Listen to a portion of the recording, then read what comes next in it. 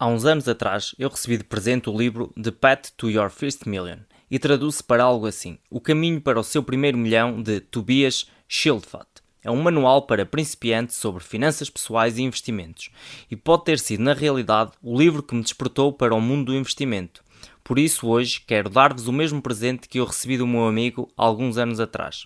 Não posso realmente dar-lhe este livro na sua forma física, mas posso definitivamente dar-lhe os principais pontos-chave do livro. Aproveite.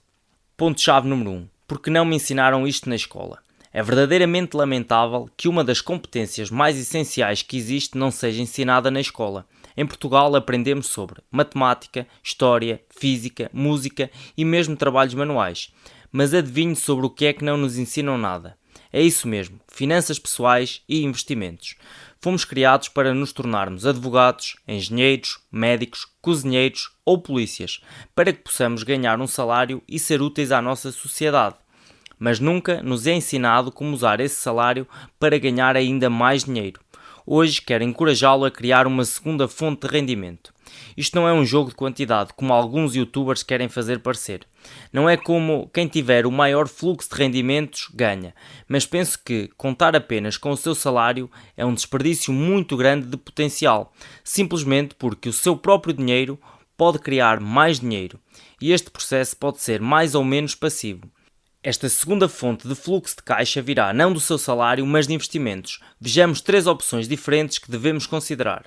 Ponto-chave número 2. 3 opções de investimento. Ok, então há toneladas de opções diferentes por aí em que pode investir. Moedas, metais como ouro, arte, etc. Sim, as opções são praticamente infinitas, mas aqui gostaria de cobrir os 3 caminhos mais comuns que as pessoas escolhem, juntamente com os seus prós e contras.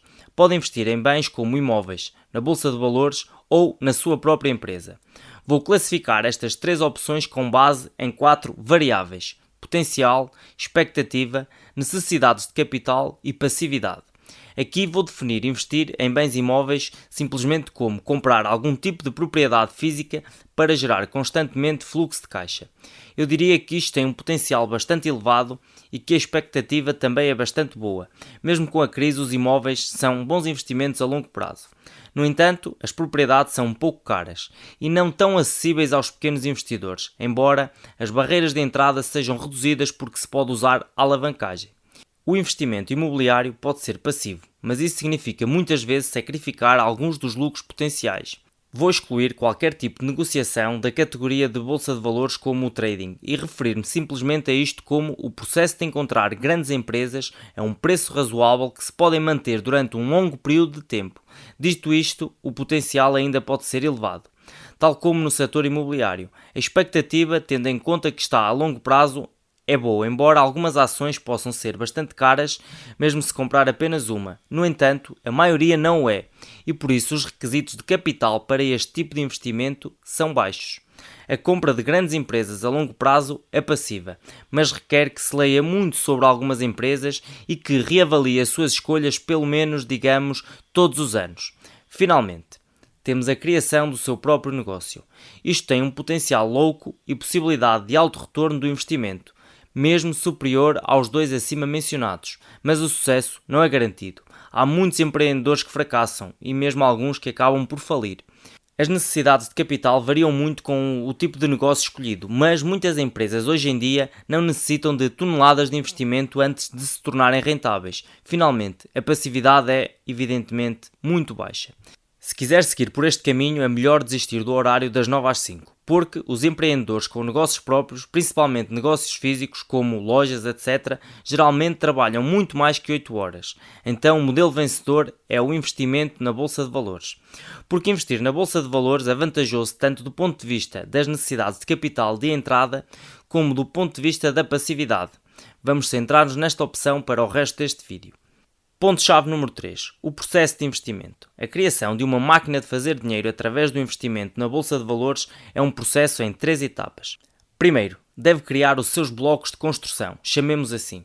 Este é o capital inicial que investe. É dinheiro que não vem do próprio processo de investimento, mas sim do seu trabalho. É, por exemplo, uma parte do dinheiro que você ganha no seu salário. Mais sobre isso daqui a pouco. Em segundo lugar, escolhe-se empresas para investir. Quanto mais blocos de construção pode acrescentar e quanto melhor for a escolha destas empresas, mais rapidamente crescerá a sua segunda fonte de rendimento. Em terceiro lugar, depois de ter repetido os 2 primeiros passos múltiplas vezes, pode começar a desfrutar do rendimento adicional que a sua máquina de fazer dinheiro está a criar para si. Isto pode parecer ser apenas uma forma de poupar agora para gastar mais tarde, mas na verdade não é. É uma forma de poupar um pouco agora para gastar uma grande quantia mais tarde. O segredo reside numa das expressões mais poderosas e demasiado utilizadas dentro do mundo das finanças pessoais: interesse composto. E aqui está como funciona. O Bruno compra 100 ações a 100 euros cada uma de uma empresa que dá um dividendo anual de 10. No momento da compra, as ações têm um valor total de 10.000. Nesse ano, Bruno recebe um total de 1.000 em dividendos, que utiliza para comprar 10 ações adicionais. As suas ações valem agora 11.000, tudo o resto manteve-se. No próximo ano, Bruno recebe, não 1.000, mas 1.100 de dividendos, porque as suas 10 ações adicionais também irão ganhar dividendos. Se Bruno continuar a investir os seus dividendos, o seu rendimento secundário, aquele que recebe de investir, ou seja, dos dividendos, continuará a crescer de forma exponencial. E esta é a razão pela qual poupar um pouco agora significa poder gastar uma grande quantia mais tarde. Note que isto é possível ao Bruno mesmo sem adicionar mais capital, ou seja, apenas com o seu investimento de 10.000 inicial. Ponto-chave número 4. Uma parte crucial: os primeiros blocos de construção. A composição ou o efeito composto torna-se mais fácil com o tempo, como vimos no exemplo anterior do Bruno. Começar e criar os primeiros blocos de construção, ou seja, juntar e investir o seu primeiro montante, é o que é difícil, que é provavelmente a razão pela qual poucas pessoas escolhem começar a investir.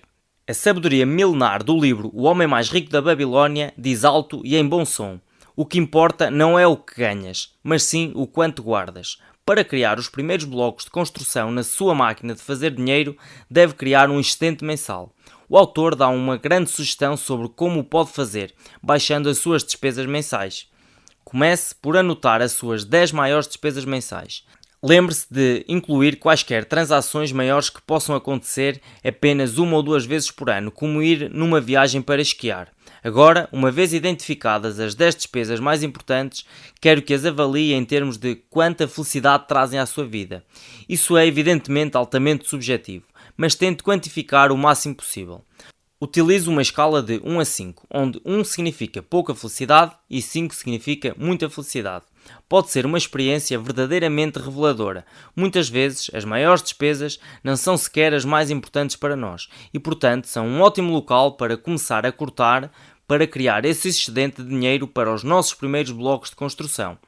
Ponto-chave número 5. Escolher as suas primeiras ações. Aqui no canal pode encontrar uma série de vídeos que o vão ajudar a escolher de forma correta as melhores ações. Mas aqui estão 5 questões que devem funcionar como um ponto de partida.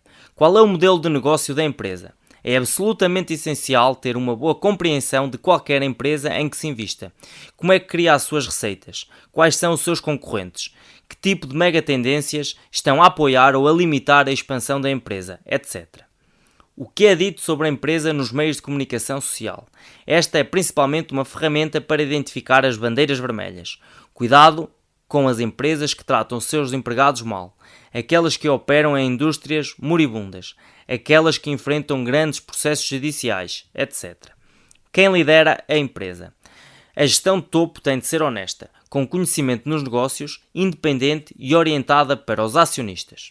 Qual é o aspecto do balanço das suas contas? Há muita coisa que pode ser revelada através da dissecação das demonstrações financeiras de uma empresa e entre as mais importantes está o balanço patrimonial. Qual é a avaliação da empresa? Algumas empresas são negociadas por menos de 10 para 1 de ganhos, enquanto outras custam até 100 para 1 de ganhos. Cabe-lhe a si decidir o que é uma avaliação justa, dadas as perspectivas futuras da empresa. Bem, para terminarmos, investir no mercado de ações pode ser uma arte, mas sem dúvida tem grandes possibilidades de criar uma segunda poderosa fonte de rendimento para si ao longo do tempo. Espero que tenha gostado deste vídeo, não se esqueça de esmagar o like e inscreva-se no canal. Até à próxima pessoal, um grande abraço.